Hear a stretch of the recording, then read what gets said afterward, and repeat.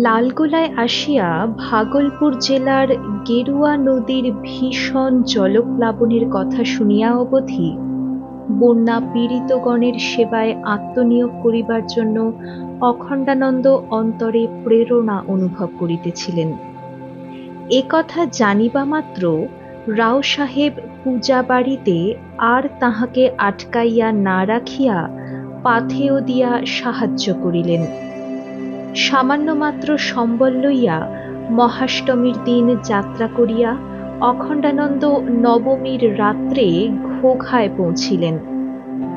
প্লাবিত ভূখণ্ডের শেষ সীমায় ঘোঘা গ্রাম। রেল স্টেশনের দক্ষিণ পার্শ্বে আরেকটি গ্রামে তিনি দেখিলেন অনেক বাড়ি পড়িয়া গিয়াছে, কিন্তু কোনো প্রাণহানি হয় নাই। অতঃপর ঘোঘা হইতে ৯ মাইল দূরে সোনহোলা গ্রামে পৌঁছিয়া ভাগলপুরের ম্যাজিস্ট্রেট কামিং সাহেবকে সদল বলে বিপন্নদের সেবায় নিযুক্ত দেখিয়া অখণ্ডানন্দ মুগ্ধ হইলেন। সাহেব পূজার অবকাশে একদিনের জন্য ছুটি না লইয়া অনলসভাবে কাহাকেও অর্থ দিয়া, কাহাকেও খাদ্যশস্য দিয়া বন্যার্তগণের দুঃখ দূর করিতেছেন। সরকার হইতে প্রচুর টাকা ব্যয় করা হইতেছে। জমিদারদের লইয়া সভা করিয়াও তিনি বহু অর্থ সংগ্রহ করিয়াছেন।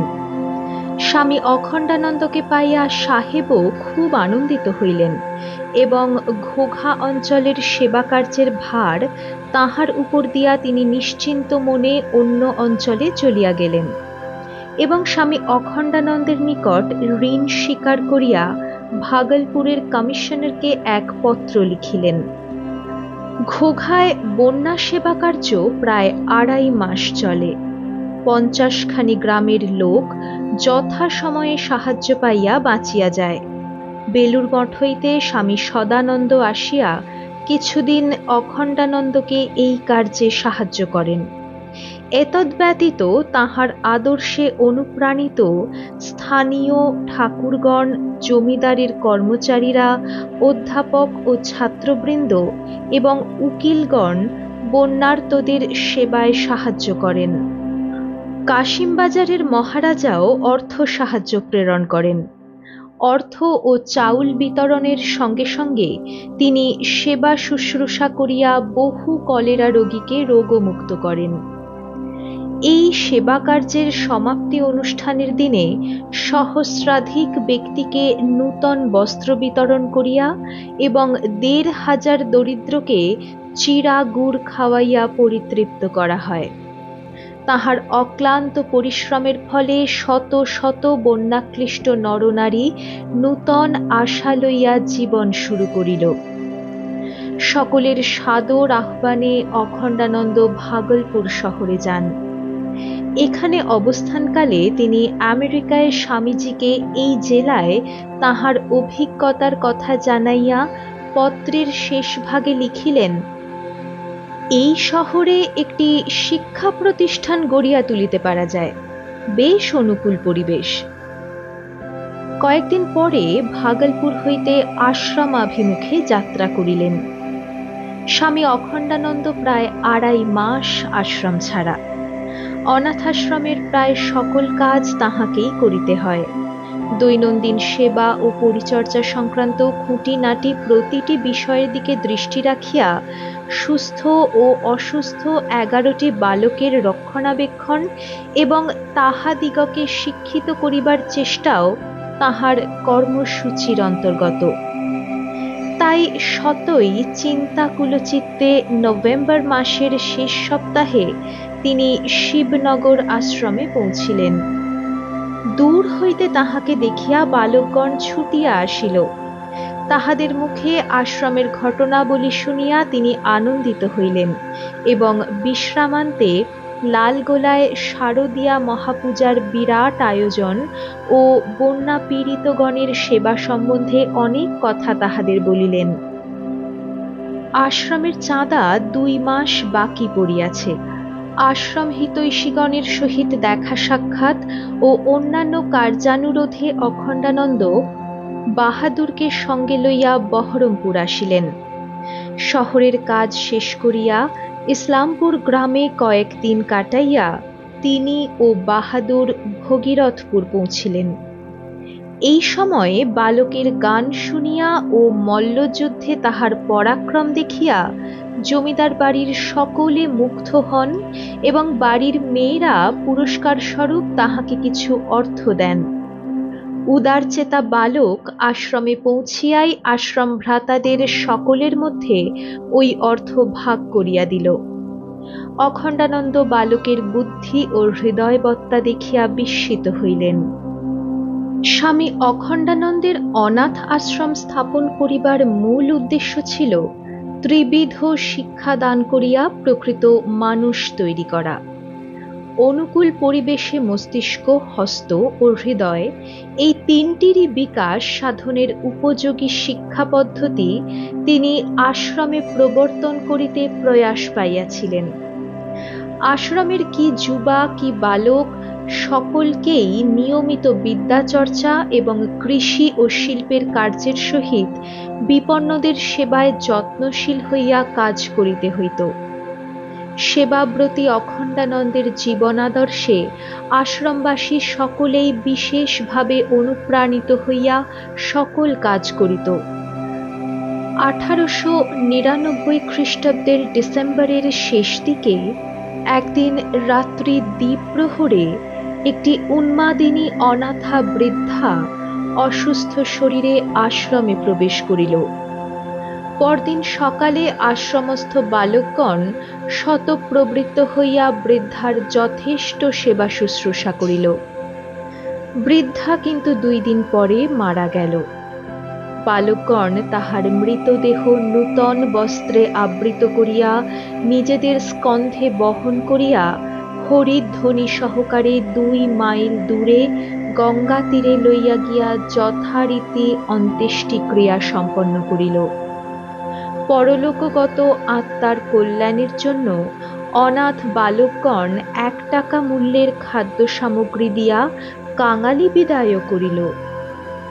পিতৃমাতৃ স্নেহে বঞ্চিত বালকদিগের প্রশংসনীয় সাহস, সহৃদয়তা ও অকুণ্ঠ সেবা পরায়ণতার পরিচয় পাইয়া অখণ্ডানন্দ আশান্বিত হইয়া ভাবিতে লাগিলেন, হয়তো এই বালকগণ বড় হইয়া ভবিষ্যতে জনকল্যাণে আত্মনিয়োগ করিয়া দেশে কতকগুলি নিঃস্বার্থ কর্মঠ লোকের অভাব ঘুচাইবে। 1900 খ্রিস্টাব্দের প্রথম ভাগে অনাথ আশ্রমের স্থায়ী গৃহ নির্মাণ করিবার জন্য 50,000 ইট প্রস্তুত করা হইল। কাশিমবাজারের মহারাজা অখণ্ডানন্দের সেবাদর্শে অনুপ্রাণিত হইয়া ইট পোড়াইবার জন্য কয়েক শত মণ কয়লা স্বেচ্ছায় দান করিলেন। ইট পোড়াইবার কাজ সম্পূর্ণ হইল। ক্যালিফোর্নিয়া হইতে স্বামীজির পত্র আসিল। ভাগলপুর শহর হইতে অখণ্ডানন্দ যে পত্র লিখিয়াছিলেন তাহারই উত্তর। তোমার পত্রে সমস্ত সমাচার অবগত হয়ে বিশেষ আনন্দ লাভ করলুম। বিদ্যাবুদ্ধি বাড়ার ভাগ উপরে চাকচিক্য মাত্র, সমস্ত শক্তির ভিত্তি হচ্ছে হৃদয়। জ্ঞান বল ক্রিয়াশালী আত্মার অধিবাস হৃদয়ে, মস্তিষ্কে নয়। শতঞ্চয়কার হৃদয়স্য নাড়্যঃ ইত্যাদি। হৃদয়ের নিকট সিম্প্যাথেটিক গ্যাংলিয়ন নামক যে প্রধান কেন্দ্র, সেথায় আত্মার কেল্লা। হৃদয় যত দেখাতে পারবে তত জয়। এইটি বোঝো। ওই যে 2-1টি গাঁয়ের ওই 20টি অনাথ বালকের সহিত অনাথ আশ্রম, ওই 10 জন 20 জন কার্যকরী, এই যথেষ্ট। এই বজ্রবীজ। ওই থেকে কালে লক্ষ লক্ষ লোকের উপায় হবে। এখন 2-10টা সিংহের প্রয়োজন, তখন শত শত শৃগালেরাও উত্তম কাজ করতে পারবে। ভাগলপুরে যে কেন্দ্র স্থাপনের কথা লিখেছ, সে কথা বেশ, স্কুলের ছেলেপিলেকে চেতানো ইত্যাদি, কিন্তু আমাদের মিশন হচ্ছে অনাথ দরিদ্র মূর্খ চাষাভুষোর জন্য। আগে তাদের জন্য করে যদি সময় থাকে তো ভদ্রলোকের জন্য। তারপর গ্রামের চাষিরা চাঁদা করে তাদের এক একটাকে নিজেদের গ্রামে রাখবে। উদ্ধারে দাত মানাত মানং, সকল বিষয়েই সত্য। We help them to help themselves. কতগুলো চাষার ছেলে মেয়েকে একটু লিখতে পড়তে শেখাও ও অনেকগুলো ভাব মাথায় ঢুকিয়ে দাও। মা ভাই, সাব্বাস বাহাদুর, গুরুদেব তোমার হৃদয়ে বসুন, জগদম্বা হাতে বসুন, ইতি। এই সময়ে স্বামী সুরেশ্বরানন্দ কিছুদিন শিবনগর আশ্রমে থাকিয়া কার্য পরিচালনায় অখণ্ডানন্দকে সাহায্য করেন।